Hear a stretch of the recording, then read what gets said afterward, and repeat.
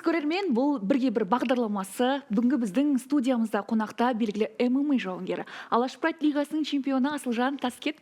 Студиямызға қош келдіңіз, көңіл күйіңіз қалай? Ассалаумағалейкум баршаңызға, сәлеметсіздер ме? Қош келдік. Көңіл күйіміз бәрі жақсы. Керемет. Керемет. Главный поезд алдық. Әрине, қуаныштымыз жеңіске жеткенімізге. Одан кейін көңіл күй де жақсы болады ғой. Сіз өзі жақында чемпиондық белбеуіңізді алғаш рет қорғадыңыз, сәтті қорғап шықтыңыз. Бірақ қарсыласыңыз өте мықты. Бұған дейін сіз одан жеңілгеніңіз бар, нокаут алып қалған едіңіз, Сонымен қатар бұл қарсыласыңыз Алексей Мешков жалпы карьерасын 84 келіде бастаған, бүгінде 70 келіде бақ сынап жүр. Оның бойы ұзын, өте кәсіби ғой. Қалай оны сіз жеңіп кеттіңіз? Әрине, бірінші Аллахтың қалауымен, жаңағыдай еңбек ету керек. Мен бір нәрсені соны алдыңа қандай мақсат қойдың, соған қарай ұмтылу керек деген сияқты өзіме сондай қоямын. Реванш әрине любой адамға оңай емес қой. Оған енді нормальный, маған ол реванш қалай болды? Алдында уже 70-те шықтық, қазір уже 66-да. Біріншіден мен поясым ортаға қойылып отыр. Екіншіден ол 66 килограмм. Мен үшін реванш ұту керек. Тем более өзіміздің жерімізде. Ол оңай емес. Сол барлығына настроймен алдыға мақсат қойып, соған ұмтылдық. Аллаға шүкір жеңіске жеттік. Және де бой кезінде планды, тактиканың барлығын өзгерту керек болды. Жалпы алдыңғы емес, уже басқа болып шығуым керек болды. Неге? Өйткені жаңағыдай салмақ қуу, менде осы жарыста мен Ақтөбеге барып сбор жасадым. Жаңағы сол жақта оқу жаттығу жиынын өткізіп, Айбек Шоқбұтов ағайда.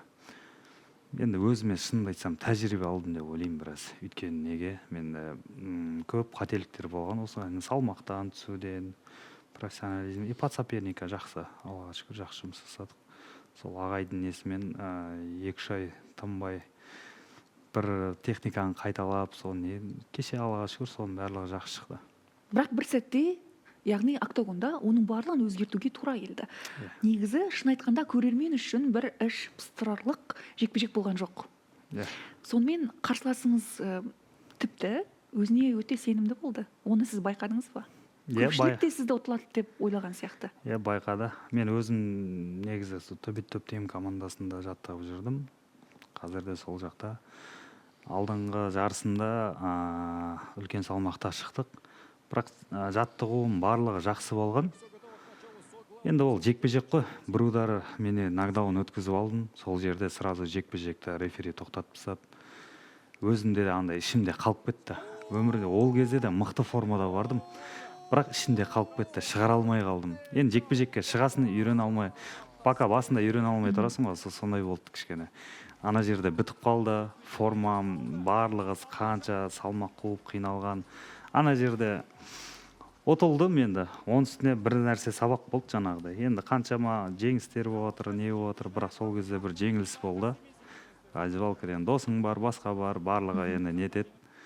Одан кейін қарасаң, уже бір сумканы көтеріп, тек қана өзің ғана шыға бересің ғой. Жеңілген соң бізде халықта бар ғой. Ол болды, бітті деген сияқты бар ғой. Жоқ, ештеңе біткен жоқ. Кім алды қарай еңбек етеді. Не только спортта, мысалы, спортта жеңіліс болады, ал бизнесте ше кризис болады, анада басқа болады. Бірақ кім алды қарай ұмтылады, кім өзіне сенімді, тәуекел етеді, алдыға қарай еңбек етеді, сол жеңіске жетеді. Міне Аллаға шүкір жеңіске жеттік. Қуаныштым. Бұл чемпиондық белбеуді қорғағанға дейін сіз 3 рет жеңіліске ұшырағансыз. Қатарынан 2 рет жеңіліс болды. Сол кезде кейбір досым деп жүрген адамдар сонда шынайы бейнесін көрсетіп қойды ма? Енді әр кезде әрқалай жаңағыдай, бірақ өмір өте бере көре бересің дейді ғой. Нені көрдіңіз, соны айтып берсеңізші? Қасыңда уже бар болып жүргендер ақырындап уже ажырай береді. Сен құлаған сәтте, сен жаңағыдай құлаған қалай ұтылған сәтте, сен уже енді андай ғой, қасыңнан кете береді ғой, жаңағыдай сен болды, как будто тұрмайтындай, отпайтындай. Кейін қайтып сен отқан кезде ақырындап жақындайды. Ол кезде уже біле бересің да. Оларға ешкімге ешқандай айтпайсың, просто ол өмір, әр адам әр түрлі. Дұрыс қабылдау керек. Өзіме де сол сабақ болды. Ол моральный өз-өзің дайындайсың да. Бұл жол тек қана өзім таңдаған жолым.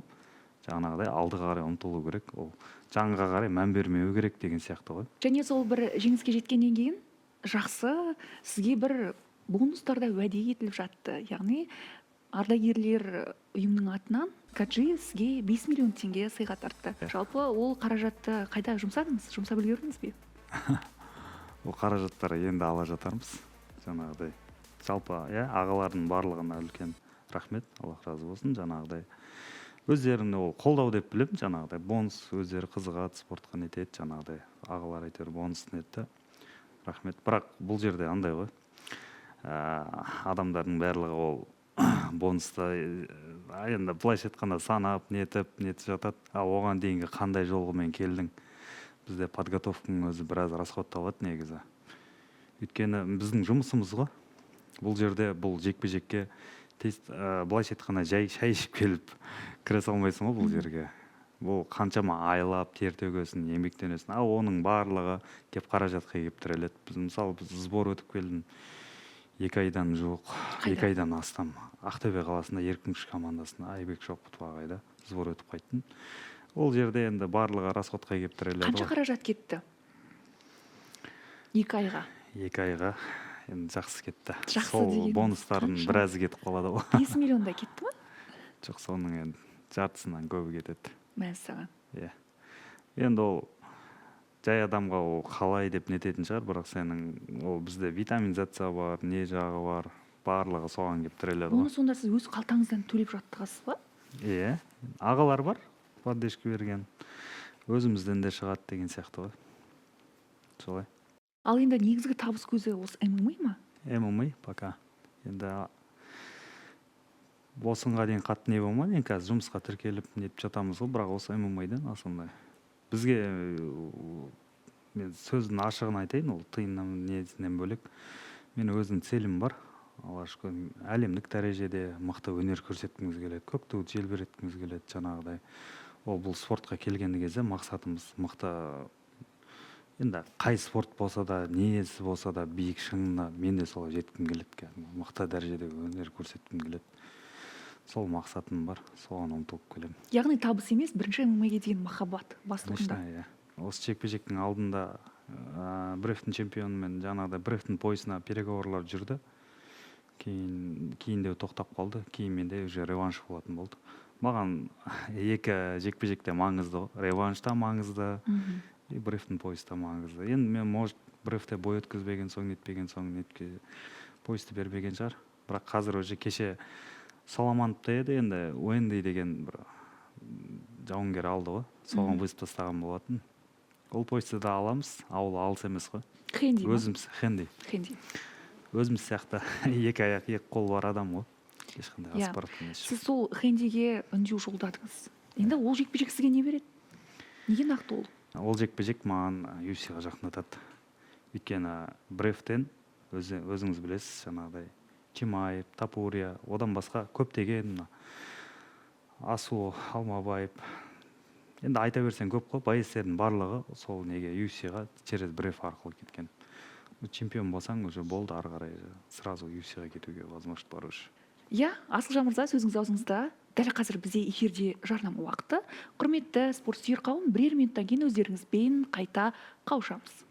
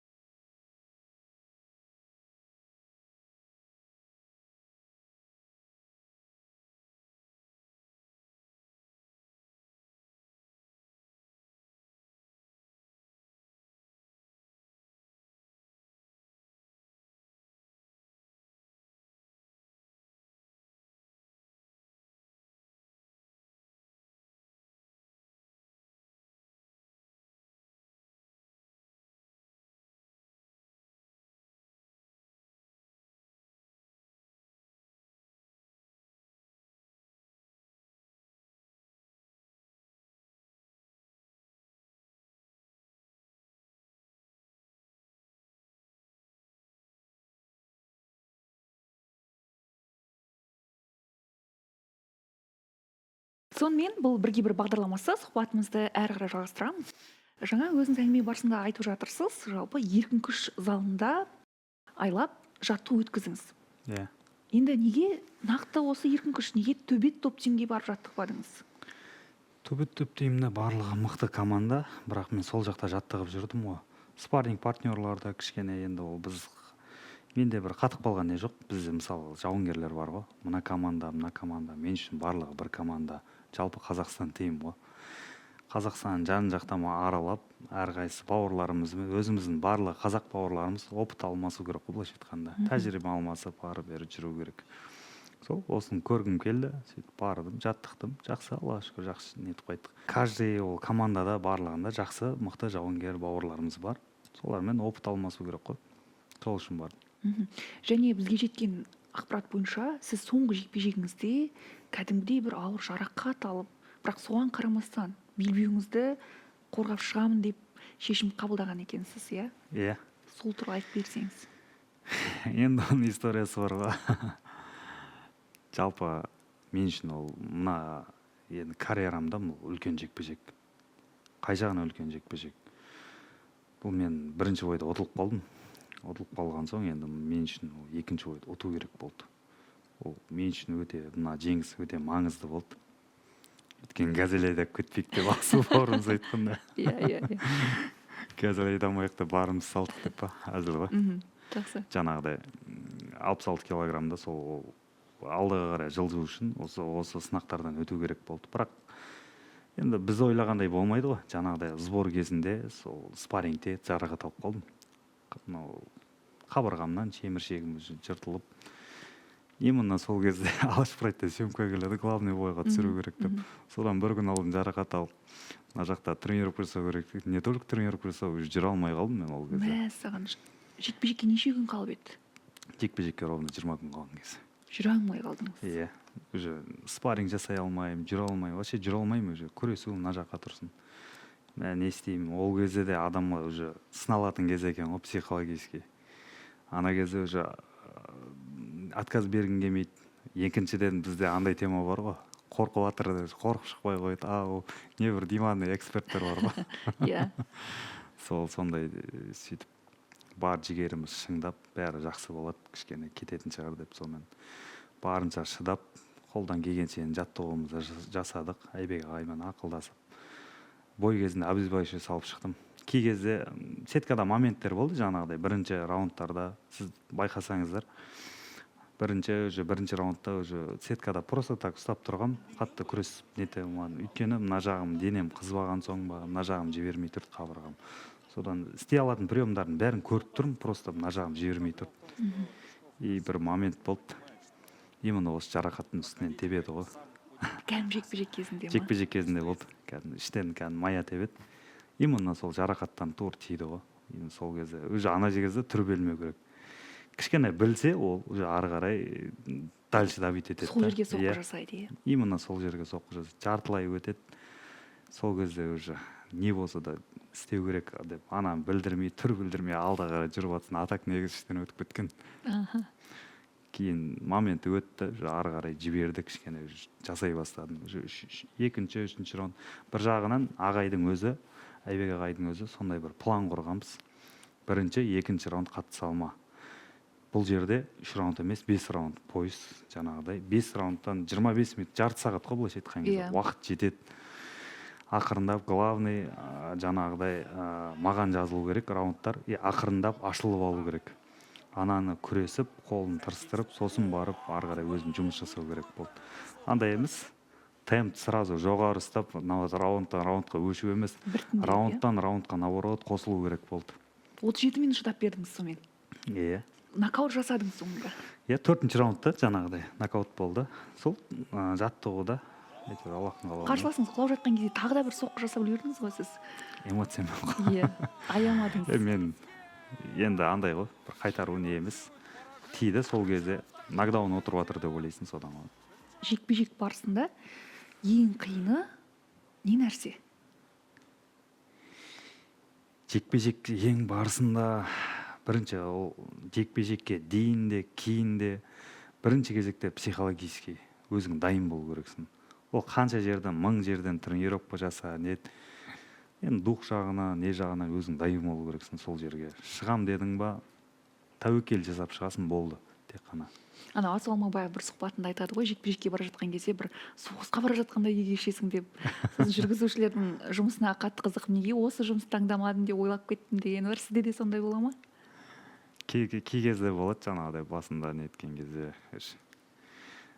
Весогонкадан қиналасың ғой. Весогонкадан қазір уже жекпе-жек өткен соң, неткен соң уже жеп жүресің, бәрі нормальный, тренировка істегің келеді. Ал сол кезде бір салмақ қуып жүрген кезде уже өзің әлсіреп жүресің. Онысына тренировка жасау керек. Жай тренировка жасамайсың, планмен жаңағыдай өзің жаныңды, нәпсіңді сындырасың, былайша айтқанда өзіңді қинап тұрып. Сол кезде ойлайсың, мен бұл весогонканы білсем мына спортқа келмейтін едім деп.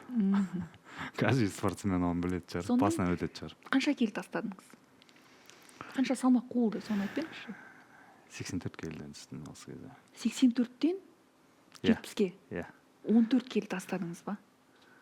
18. Сұмдық қой, 18 келі тастадыңыз, иә? 18. 18 болғанда қалай? Мен алдыңғы жекпе-жектен кейін кішкене босап жаңағыдай, шынымды айтсам, питаниямды да қолға алмай жей беріп бір қарасам 84-тен бірақ шықты, өзім түсінбей қалдым. Ақырында бір диета ұстап. Мына жайтты да айтып өтсек болады, жаңағыдай еркін күш командасында Ақтөбеде Руслан Алтаев деген тренеріміз бар, диетолог әрі кроссфит тренер. Сол кісінің қадағалауымен жаңағыдай ПП тамақтар жеп, правильный питание, салмақ арнайы түсіріп, мен өмірімде бірінші рет мынандай салмақты түсірдім. Ал бұған дейін мен бұндай аз қусам да қиналып нететін, әр өз ісінің маманы ғой, былайша айтқанда қалай салмақ түсіру керек екенін біледі. Соңғы күні жақсы тамақтанып, күш қуат барлығы, даже соңғы күні менде уже жекпе-жекке шығатын форма болып тұрды да. Оған дейін менде ондай болмаған. Бізде жаңағыдай ғой, тренировканы жасайды да, салмақтан барлығы, былайша айтқанда, авария болады. Жаңағыдай салмақ кезінде форманың барлығын сол салмаққа жұмсап тастайды да. Сонымен бой кезінде уже әлсіреп шығады, иә? Әлсіреп шығады, өзі болмайды. 20-30% дейді. Менде де сондай болған. Мына жарыста уже менде басқаша. Бірінші рет мықты мамамен жұмыс істедіңіз, және ол нәтижелі болды. Иә. Бірінші рет жаңағы. Керемет. Және біздің елімізде мынау AC лигасы жекпе-жектер өткізіп жүр. Иә. Бару ойда бар ма? Иә, алдағы уақыттарда AC-міз UFC-ге қазір бару жоспарда бар. Сол жолда қандай жекпе-жектер болса, соның барлығына шығуға дайынмын. Және бір сұхбатыңызда сіз мынау Конор Макгрегорды аса қатты құрметтейтініңіз айтқан едіңіз. Сізбен Конордың арасында қандай ұқсастық бар? Ұқсастығын білмейміз енді. Оны қай жағынан құрметтеймін? Оның бір іс-әрекетін андайын емес, ол ұнамайды. Ал оған дейін оның өзінің төзімділігі спортқа деген құлшынысы, оның жаңағыдай қалай келгені, жаңағыдай ол не только жан-жақтама ғой, былайша айтқанда. Если оның да историясын ашып қарайтын болсаңыздар, қаншама салмақ түсірген, ол өз-өзін бірінші жаңағыдай тәрбиелейді. Алдағы қарай настройы барлығы, ұмтылысы, соның барлығы мен қатты қызықтырды, сол үшін ғой. Ол жаңағыдай ғой, жоқтан келген адам ғой барлығы. Конор да сондай. Историясын ашып қарайтын болсаңыздар, сантехник болып жұмыс істеген, бірақ сондай дәрежеге жеткен. Ал ол қалай? Оның барлығы еңбекпен, өзіне деген сенімділігі ғой. Ол бізге мотивация ғой, былайша айтқанда, алда қарай ұмтылу керек. Және сізде де сол бар, сенімділік бар демек. Карьераңыздағы алғашқы жеңіліс Дастан Амангелдімен болды. Қазір Дастан Амангелдінің жалпы жекпе-жектерін қарап отырасыз ба? Реванш алу ойда бар ма? Енді ол кезде де андай не болды. Шынымды айтсам, Дастан бауырымызды әрине құрметтеймін. Қазақтың несі, батыры жаңағыдай. Бірінші біз жекпе-жекті сол бастап келіп отқан кезде екеуміз кездескенбіз. Негізі былайша айтқанда екеуміз де Арланнан болдық, неден болдық. Ол бір шығам деген не жоқ. Сол бір жақын күн, 20 күн қалған кезде сондай бір екеумізді қойып жіберді. Қабылдап солай. Бірақ ол кезде де мен ол кезде тренерім Игорь Фунтиков деген тренер болған. Ол кісі айтқан, маған 61-ден 66-ға ауысу керек деп. Одан бір жекпе-жек алдын айтқан маған. мен ол кезде ауыспай жүргем. Ол кездері тоже осы 82 килодан түсіргем. Бір рет түсірдім, 2 рет түсірдім, үшіншісінде уже организм шыдамады сол кезде. Уже салмақты 20-дан 22 кило қойғам, именно содастан мен. Өмірімде ең ауыр весогонка және де ең восстановление болмаған жекпе-жек деп өзім мен нетем. Әрине ол өткен іске не жоқ, ұтылдым болды ғой. Қазақстандағы мынау өзіңіз чемпион атанған Алаш Прайд лигасы бүгінде бұл еліміздегі тұңғыш лиганың бірі ғой. Иә. Бүгінде бір идеологияның, рухтың символына айналып отыр. Және негізін қалаушы Данияр Қасқаров мырза оның спортқа қосқан үлесі жайлы қандай ойдасыз, және бұл жалпы Алаш Прайд жастарға қазіргі таңда не беріп жатыр, сана сезімін қалай өзгертуде? Жалпы бірінші Алаш Прайд деген өзінің ұғымын алып қарасақ, Алаш деген ол біздің қазақ деген ұғыммен барабар ғой. Баяғыда бірінші Алаш Орда болды. Және мына ММА-дің несі Алаш Прайд бірінші ол Қазақстанда тұңғыш рет ашылды. Және де осы Алаш Прайдтан тек қана мықты жауынгерлер шықты. Оны және әрине негізін қалаған Данияр Қасқаров ағамыз. ММА-ға өте орасан зор Қазақстанда ММА-ның дамуына өте еңбегі сіңді ғой. Және әзірде сіңіп келеді жаңағыдай. Оның қасында жаңағыдай Әлімжан Бектайып ағамыз өте үлесін көп қосып жүр ММА-ның дамуына. Және де ойлаймын, алдағы уақыттарда осы Данияр Қасқаров, Әлімжан Бектайып ағаларымыз Қазақстанда тұңғыш рет осы UFC-ді жасайды деп ойлаймын, алып келеді деп. Жалпы жеке өміріңізге тоқталсақ, сіз чемпиондық атаққа қол жеткізгеннен кейін өзіңіздің жаңағы сүйіктіңізге ұсыныс жасадыңыз. Бұл бір тосыннан туған шешім болды ма? Қалай болды? Сіздердің таныстық оқиғаларыңыз қалай? Осылай достарыммен сол Қарағандыға бірінші рет неткен кезде солай сосын Инстаграмнан қарап сөйтіп танысқан болатынбыз.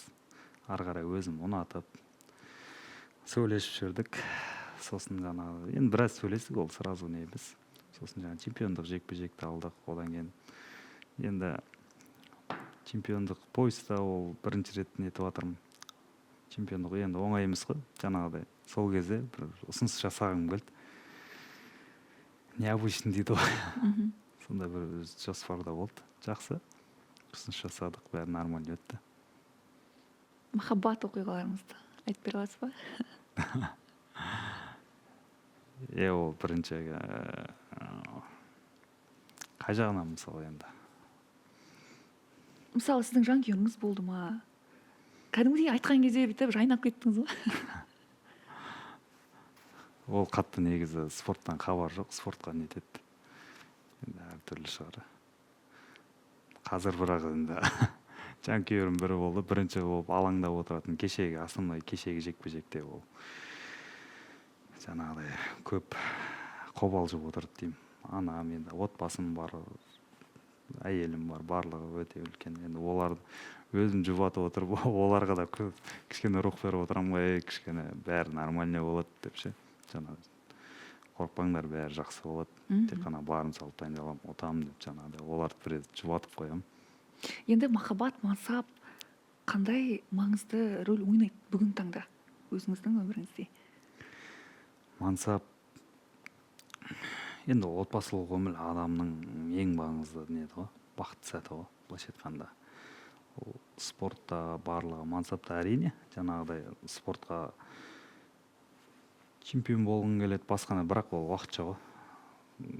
Кезі келеді, бұл спортта қалады, бірақ отбасылық өмір ол өте маңызды рөл атқарады да. Өйткені сен бір жастықта қартаясың, өмірің соңына шейін, соңғы деміңе шейін болатын ол адал жарың да, оны дұрыс таңдап алу керек, және өзің ұнатып алған ол уже бөлек болады. Керемет, бақытты болыңыздар. Салмақ қуу кәдімгідей бір темірдей тәртіп талап етеді. Бұл өте қиын процесс. Жалпы спортшының өмірі қиын ғой. Ал енді бүгінгі таңда жастар тез нәтижеге қол жеткізгісі келеді. Ол бір шындық. Ал сіз сол бір қиын жолдардан өткен чемпион ретінде қандай кеңес айтасыз? Біріншіден айтарым, жаңағыдай барлық жерде білім дейді ғой. Бұл спортта да білім, техникаңды барлығын дамытып, жаңағыдай алдыға қарай жоспар құру керек, мақсат құру керек, және сол мақсатқа қарай ұмтылу керек. шыдау керек, жаңағы барлық нәрсе бірден келмейді, ақырындап келеді. Сол жоспармен алдыға қарай шыдамдылықпен, мақсатпен ұмтылса барлығы болады деп ойлаймын. Спортсменде ол барлық жерде ол білімді кішкене жоғары болады ғой, по-любому. Спортта да енді ол қанша жерден неткен, біреу мысалы ол математикадан жаңағыдай есеп шығара алуы мүмкін, бірақ басқа жағынан бар да. Ол әркімнің еңбегі әртүрлі ғой. Бұл спортта да сондай ғой, енді басың істемесе ол қатты чемпион бола бермейді ғой, просто так андай не емес. Сол спорттағы білім деген қандай өзі жалпы? Ол жаңа отырып алып есеп шығару емес қой. Әртүрлі не бар, техникаңды дамыту керек. Өзің навыктарыңды, жаңағыдай күресіңді, қол аяғыңды, боксыңды барлығын дамытып, профессиональный түрде алып келсең, соның барлығы ол білім ол. Солардың барлығын жетілдіріп неткен кезде ол жақсы универсал жауынгер боласың да. Соған жұмыс жасау керек болды. Октагондағы әрбір секунд ол негізі есепті қажет етеді ғой. Конечно. Логиканы. Иә. Енді подсоперникке жұмыс жасайсың, сен ММА болғасын, жаңағыдай не ғой. Кейбір қарсыласың күресетін шығады, кейбір қарсыласың ол қолмен ауыр соққы жасын боксер болып шығады, сондай ғой. Кейбіреу жаңағыдай аяқпен жақсы тебетін болып шығады. Енді солардың барлығына күресетінмен қолмен істейсің, ал қолмен нететінмен күресесің, солай ғой. Ол үшін өзіңде жан-жақтама дамыттыру керексің да, а то кішкене қиындау болады. Жақсы. Осындай ашық, шынайы, қызық сұхбат үшін алғыс білдіреміз. Жеңісті күнде жолыққанша. Сіздерге де рахмет үлкен. Осындай чемпиондарды да шығара беріңіздер, халыққа танымал нете беріңіздер. Жақсы. Құрметті көрермен, осымен бүгінгі шығарылымды да аяқтаймыз. Келесі бағдарламада қайта жүздескенше.